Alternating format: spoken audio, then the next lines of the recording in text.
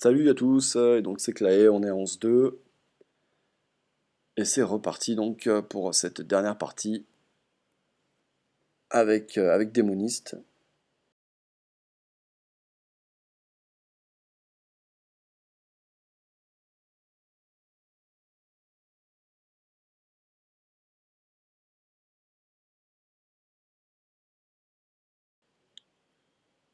Pour ce 12x,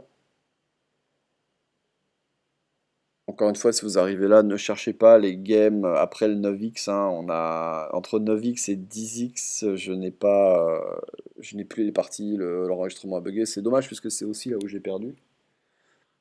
Euh, bon, tant pis, désolé, on essaiera de refaire un 12x avec Démoniste quand j'enregistre, on verra ça.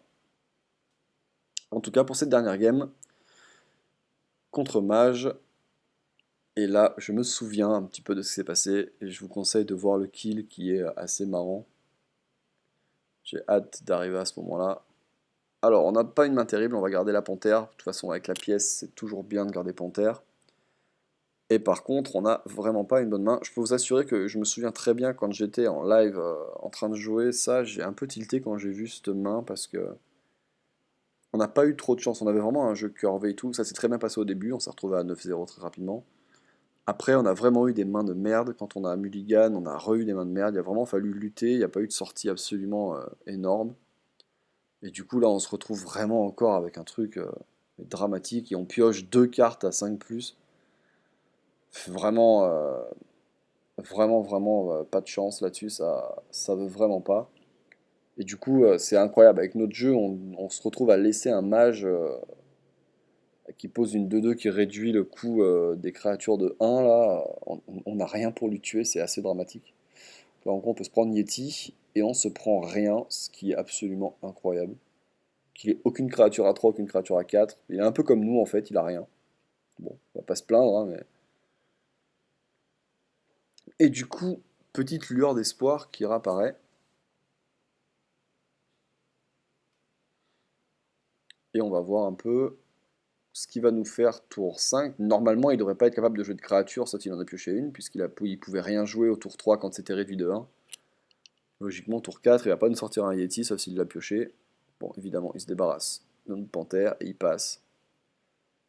Bon, plutôt honnête d'avoir un gars qui passe son tour 3 et son tour 4. Du coup, on va poser Dingo, on va tuer son 1-1. Et j'ai, hop là, le petit misclick qui me fait passer le tour à la place d'attaquer. Un petit point de vie perdu.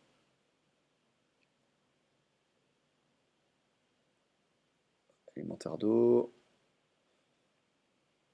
Bon. Euh, Là, dans la situation, je suis pas contre poser un garde funeste. On a tellement plein de bonnes cartes en main que, en gros, on va toujours garder quelque chose de très bien. Bon, on perd l'autre garde, c'est vraiment embêtant. On aurait préféré le garder, mais on garde encore deux autres très bonnes cartes. Et là, ça va vraiment beaucoup nous aider. Donc là, on se débarrasse de son élément et on y va. On envoie la sauce.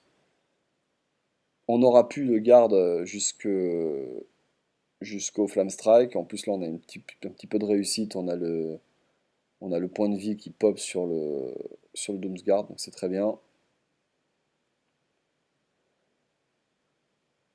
Là, est-ce qu'on peut se débarrasser du golem 3, 4, 5, 6, 7. Il manque des points, il manque des points. Ah, c'est pas terrible là. Il manque, on peut tenter de piocher, mais ça va pas nous apporter grand-chose. Prochain tour, on se prend certainement Flamme Strike. Hmm, Le problème, c'est que là, on peut pas vraiment trade, on peut pas vraiment faire un beau trade là. Bon, on peut même pas faire de trade d'ailleurs. Bon, je pense que je tente de piocher, voir si jamais j'ai feu de lame ou quoi. Du coup, à partir de là, il faut vraiment espérer qu'il n'ait pas le Flame Strike. Et s'il l'a pas, bah on gagne en fait. Donc ça se joue vraiment qu'à ça. Et s'il l'a, on perd, tant pis. Mais on peut pas faire de demi-mesure là parce que enfin, je veux dire, c'est pas le fait de pas poser le nain qui va nous faire revenir si la Flamme Strike là. Si on lui laisse le 8-8, il va complètement nous crush. Donc on prend la décision de saucer complètement. par contre... Ah oui, alors par contre oui, donc là c'est très intéressant. Je vais mettre pause, je vais revenir en fait. J'ai- La raison pour laquelle je sacrifie, on va le voir là, petite seconde. La raison pour laquelle je sacrifie ce diablotin là, le 1-1, c'est tout simplement parce que je veux augmenter mes chances de mettre un d'endurance sur le nain en fait, pour éviter le Flame Strike. Donc alors, là par contre c'est extrêmement intéressant comme play.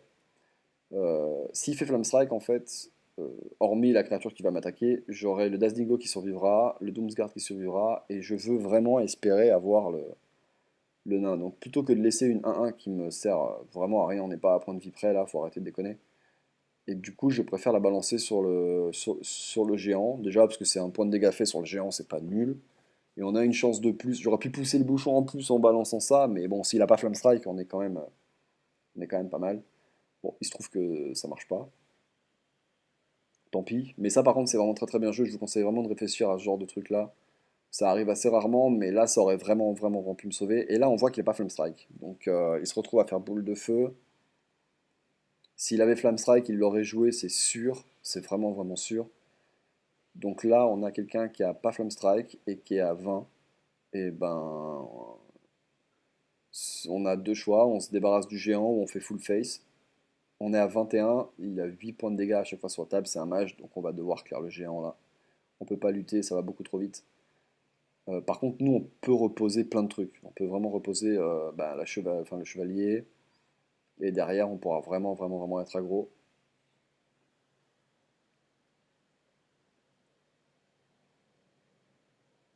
Ah, elle est vraiment intéressante. Le petit coup, je sacrifie le diablotin, je m'en souvenais pas, mais c'est vraiment très bien joué de ma part, je pense, là-dessus. Ah, on se prend Kern. On s'en fout un petit peu de se prendre Kern là, c'est vraiment pas le problème. C'est même un peu trop lent pour être bien.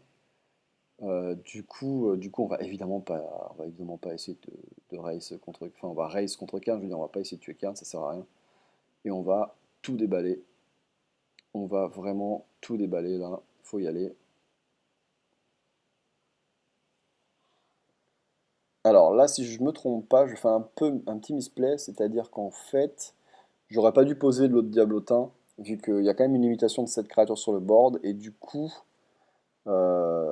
Limon plus Panthère, ça fait 7, 8, 9, 10, 11, 12, 13, 14. 14, du coup, s'il tue la 4-4, bon, on aura de la place, non, ça va, c'est pas trop grave, on n'est pas trop gêné par la place là.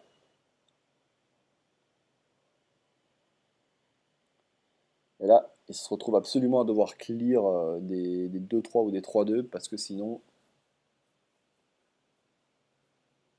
ok.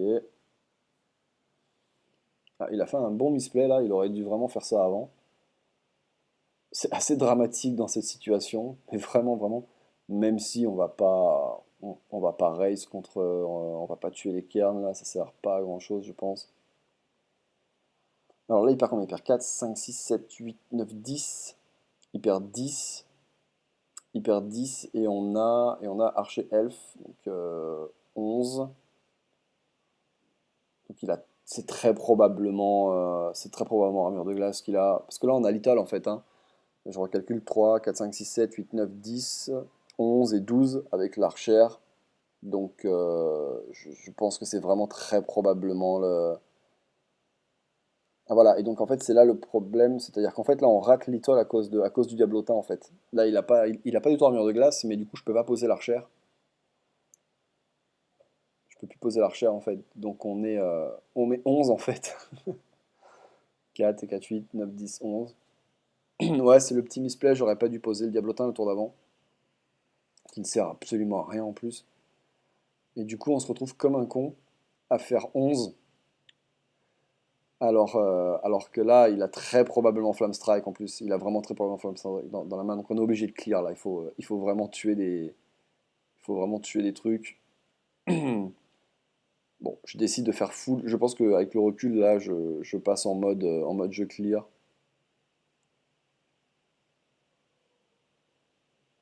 De toute façon, ah mais non, d'accord, j'ai dû réfléchir. Il peut pas faire pyro, il peut pas nous tuer en fait. Même s'il a pyro, il nous tue pas. Donc oui, c'est très important. C'est pour ça que je tue une créature et pas l'autre. Ok, d'accord. Voilà, donc on a fait le misplay d'avoir posé ça, mais par contre le tour d'avant est très très bien joué en fait, de tuer une des créatures faut ensuite faire full face, puisqu'il peut faire que 4 fois de 8, nous tomber à 11, et même s'il a pyro en main, il peut pas nous tuer. Le calcul était très bon. Par contre là il est à 3, faudrait pas qu'il clear tout, mais je vous invite vraiment à continuer à regarder la vidéo, parce que je me souviens très bien de ce qui se passe à la fin, et c'est absolument magnifique. Allez, la petite pioche, pas celle-là, la prochaine. Alors là, en fait, c'est très simple. Il a 3 points de vie, on a un point sur le board et un point en Archer Elf. On peut évidemment pas clear tout ce qu'il a sur le board. Donc en gros, ça va se jouer maintenant sur ce qu'on pioche. On est obligé de piocher. Et attention, la petite carte, le bomber, qui va venir un peu mettre de l'ordre dans tout ça et nous faire passer à 12-2.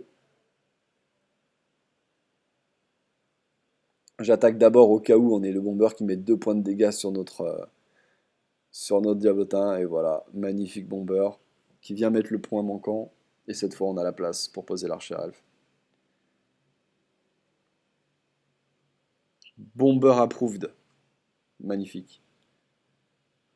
Voilà, donc on passe à 12x. C'est terminé pour cette arène avec le démoniste. Encore une fois, désolé pour les parties manquantes. Mais bon, de toute façon, vous avez de quoi regarder d'autres vidéos. Il n'y a pas trop de soucis. On va regarder un petit peu ce qu'on avait en lot. Bon, pas mal de pièces d'or. Une carte dorée, ça fait de l'Arcane Dust. Voilà. Bon, bah merci à tous. Et bah, à plus pour d'autres vidéos 12x. Hein, la chaîne YouTube, toujours pareil. Hein, vous avez toutes les classes disponibles. Allez, bye bye.